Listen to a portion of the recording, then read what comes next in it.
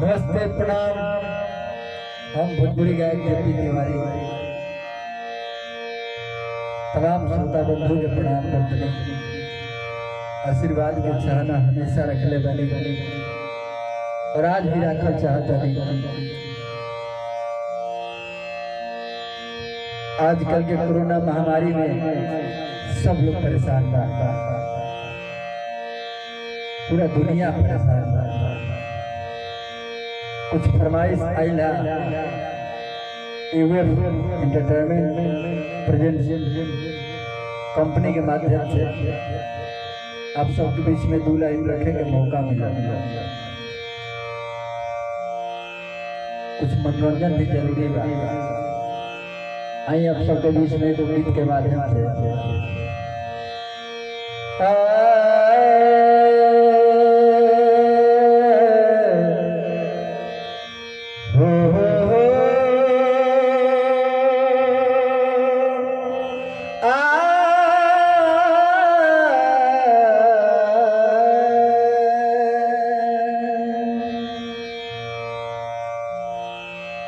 कि प्रेम ही निशान को महान बना देता है।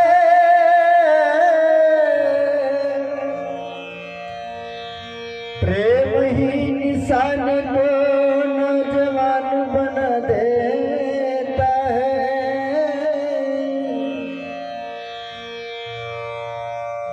प्रेम ही निशान को भगवान बना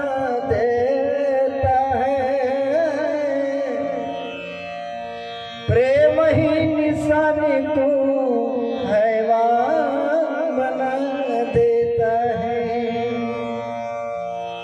एक लड़का एक लड़की से बेपनाह मोहब्बत करता।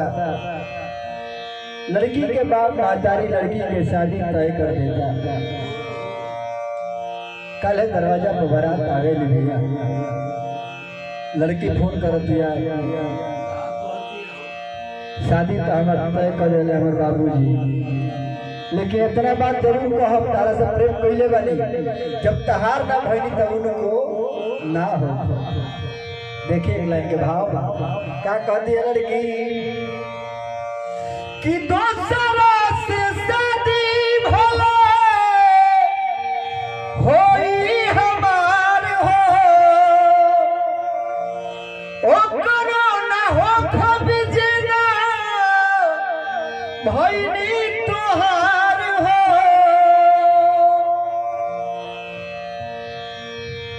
कितना बढ़िया बात कहती है कि दूसरा से शादी भला